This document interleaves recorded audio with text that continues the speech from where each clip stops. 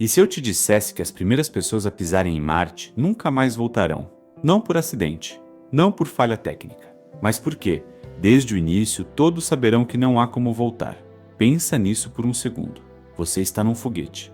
A Terra vai ficando menor pela janela, menor, menor, até virar um ponto azul no escuro. Em algum momento dessa viagem, você percebe, com toda a clareza do mundo, que aquele ponto azul é tudo que você já conheceu, todo mundo que você amou, todo lugar que você pisou, cada memória que carrega dentro de você. E você não vai voltar. Isso não é ficção científica. Isso é o que pode acontecer nos próximos anos. E hoje, nesse vídeo, eu vou te mostrar por que essa realidade é quase inevitável. Porque a física, a distância e a própria natureza de Marte tornam o retorno não apenas difícil, mas possivelmente impossível para os primeiros exploradores. Vou te mostrar os desafios reais por trás dessa missão.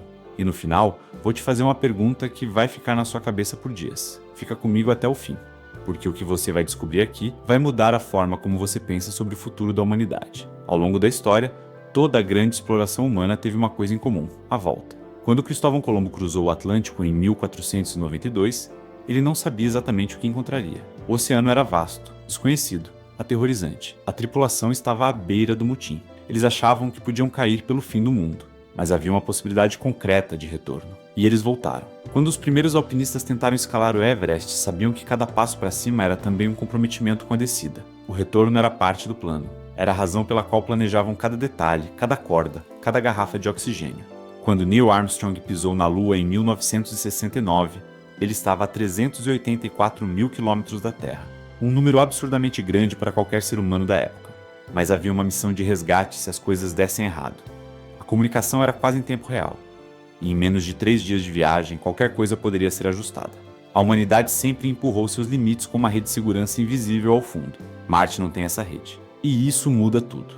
Primeiro, deixa eu te dar uma ideia do que estamos falando quando dizemos a palavra distância. A Lua fica a 384 mil quilômetros da Terra. Parece muito, né? Mas no contexto do universo é como dar um passo em direção ao seu vizinho da porta ao lado. Marte, dependendo de onde os dois planetas estão nas suas órbitas, pode estar entre 54 milhões e 401 milhões de quilômetros da Terra. 54 milhões de quilômetros no ponto mais próximo. 400 milhões no ponto mais distante. Agora tenta visualizar isso de um jeito mais humano. Se você pegasse um avião comercial e fosse viajar até Marte na velocidade de cruzeiro de um Boeing, a viagem duraria entre 17 e 130 anos. 130 anos. Sem parar, sem escala, sem descanso. É claro que nenhuma nave espacial vai nessa velocidade. As espaçonaves mais rápidas que já construímos cruzariam essa distância em torno de 7 a 9 meses, dependendo do alinhamento dos planetas. 7 a 9 meses flutuando no espaço. 7 a 9 meses de isolamento quase total. 7 a 9 meses antes mesmo de pisarem em Marte. E ainda assim, essa parte não é o problema mais grave. O problema mais grave começa quando você pergunta: quanto tempo eu preciso esperar para poder voltar? Aqui entra um dos maiores obstáculos da missão. E é aqui que a maioria das pessoas para de entender o que está acontecendo. Por isso, vamos com calma.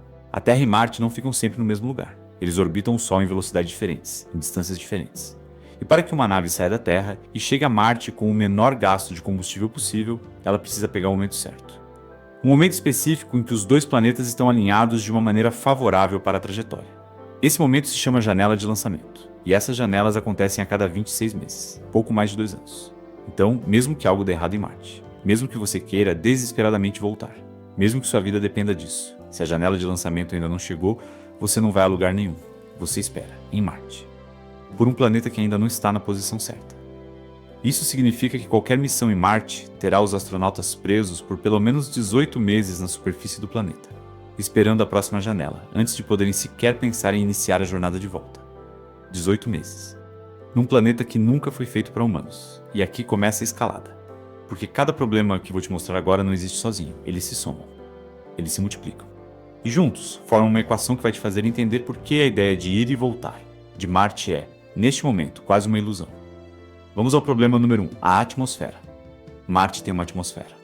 Mas ela não serve para nós. É composta principalmente de dióxido de carbono, o mesmo gás que nós exalamos. A pressão atmosférica é menos de 1% da pressão da Terra. O que significa que, sem um traje espacial, qualquer ser humano em Marte sofreria um colapso físico em questão de segundos. Seus pulmões tentariam respirar algo que não existe em quantidade suficiente. Seu sangue começaria a ferver em temperatura corporal normal por causa da baixa pressão. Seus olhos, ouvidos e pele sofreriam danos imediatos. Marte mata sem avisar. E essa mesma atmosfera fraca, que mata os humanos, também é um problema para o pouso das naves. Na Terra, quando uma cápsula espacial volta do espaço, ela usa a resistência da nossa atmosfera para desacelerar. É como frear num líquido denso. A atmosfera absorve velocidade. Em Marte, a atmosfera é tão fina que esse freio natural quase não existe. Uma nave chegando a Marte vai rápido demais para pousar normalmente. Mas a atmosfera é grossa demais para simplesmente ignorar e usar foguetes o tempo todo. Marte fica nesse meio termo cruel. Atmosfera demais para ignorar, de menos para usar.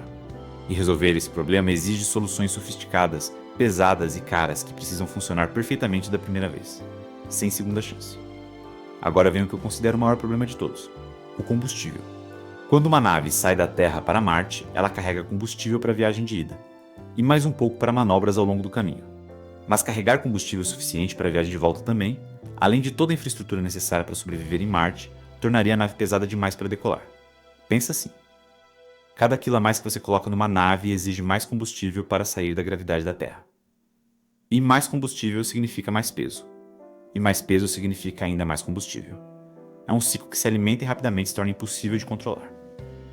Por isso, a solução para qualquer missão com retorno seria produzir o combustível para a viagem de volta diretamente em Marte. Sim, você leu certo. Produzir combustível em outro planeta. Usando os recursos que Marte tem disponível, Marte tem água congelada em seus polos e também abaixo da superfície em algumas regiões. E tem dióxido de carbono em abundância na sua atmosfera. Combinando esses dois elementos com a eletricidade gerada por painéis solares ou reatores nucleares, é possível criar metano e oxigênio líquido, que são os componentes de um propelente de foguete. Isso é real. A tecnologia existe, pelo menos em teoria. Mas agora faz a pergunta certa: e se os painéis solares quebrarem? E se a máquina que converte os gases parar de funcionar?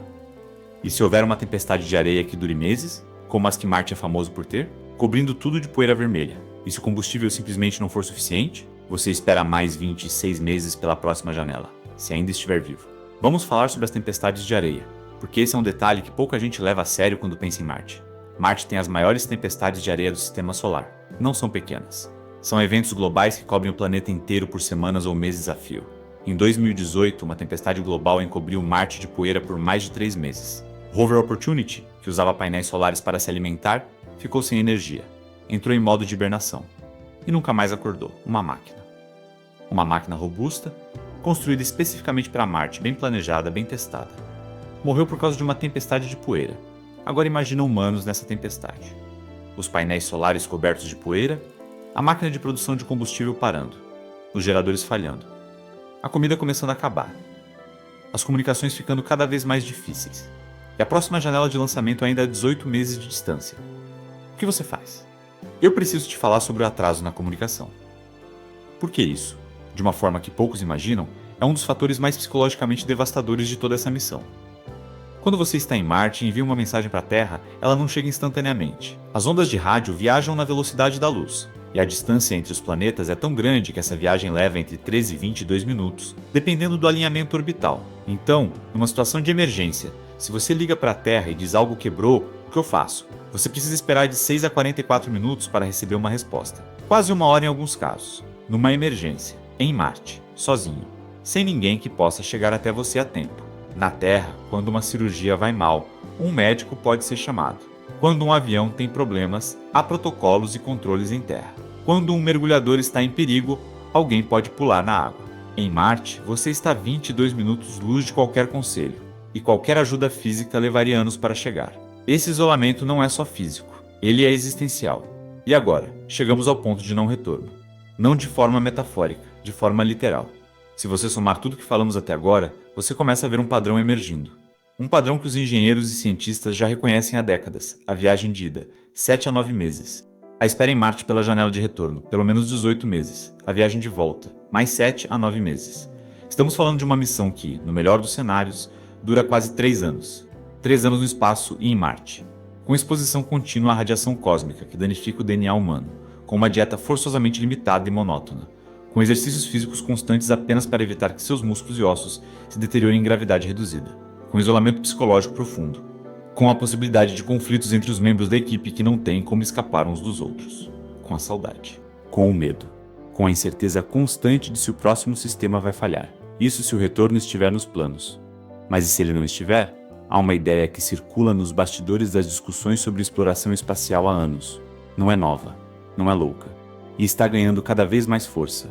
Missões de ida apenas, one-way missions, a ideia é simples e perturbadora ao mesmo tempo. Em vez de tentar resolver todos os problemas de um retorno, envia-se pessoas para Marte com o objetivo de nunca voltar. Elas se tornam os primeiros habitantes permanentes de outro mundo, os pioneiros, os fundadores de uma nova civilização. Isso reduziria dramaticamente o custo da missão. Eliminaria a necessidade de produzir combustível em Marte para o retorno. Eliminaria a necessidade de esperar 26 meses em condições extremas antes de poder sair. Permitiria que os recursos fossem todos investidos em uma coisa apenas: sobreviver e prosperar em Marte.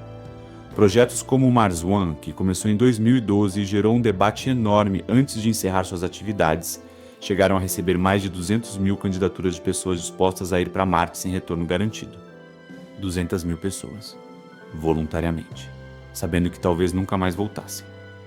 Quem são essas pessoas? O que as motiva? O que elas estão dispostas a deixar para trás? E aqui o roteiro da humanidade para de ser sobre física e engenharia, e começa a ser sobre algo muito mais profundo, sobre o coração humano. Eu quero que você faça um exercício agora. Feche os olhos por um segundo depois de ler isso, e realmente tenta imaginar. Você está em Marte. A viagem foi bem. Você pousou com segurança. O habitat está funcionando. Você está respirando ar reciclado, comendo proteína cultivada em laboratório, olhando pela janela para uma paisagem vermelha e silenciosa que nunca muda. E você sabe que não vai ver sua mãe de novo, que não vai abraçar seus filhos, que não vai sentir chuva caindo no rosto, que não vai ouvir o barulho do mar, que não vai andar numa rua movimentada, cheia de pessoas, com cheiro de café e comida e vida ao redor. Que a última vez que você comeu o prato favorito da sua avó foi mesmo a última. Que cada coisa simples que você deu por garantida durante toda a sua vida acabou. Para sempre. Você consegue imaginar? Porque eu não sei se consigo. E há algo muito importante nessa impossibilidade de imaginar completamente. Porque ela nos revela o tamanho real do sacrifício que esse momento na história da humanidade vai exigir. Existe uma comparação que me persegue quando penso nesse tema. Quando os primeiros europeus atravessaram o Atlântico em busca de novas terras, muitos deles também não voltaram. Alguns foram colonos que embarcaram sabendo que provavelmente nunca mais veriam a terra natal, que construiriam algo novo, que seriam sepultados num chão estrangeiro. E foram. E o que eles construíram ficou. Mas eles podiam sentir o mesmo sol, respirar o mesmo ar, beber água de rios e comer alimentos que a terra naturalmente oferecia. Marte não oferece nada disso. Marte é hostil de um jeito que nenhum lugar da Terra jamais foi para os humanos. Não tem ar para respirar. Não tem água líquida facilmente acessível. A temperatura média é de menos 60 graus Celsius, chegando a menos 125 nos polos no inverno. A radiação na superfície é de 30 a 40 vezes maior do que a que recebemos na Terra, por causa da ausência de um campo magnético protetor como o nosso. Uma pedra viajando pelo espaço, um meteorito, pode colidir com o planeta sem aviso, sem previsão, sem defesa. E se o habitat rachar? Se o vidro da escotilha quebrar? Se a pressurização falhar? Segundos. Seriam segundos antes do fim. E ainda assim, pessoas irão. Isso eu tenho quase certeza, porque o ser humano é movido por algo que transcende a lógica de sobrevivência.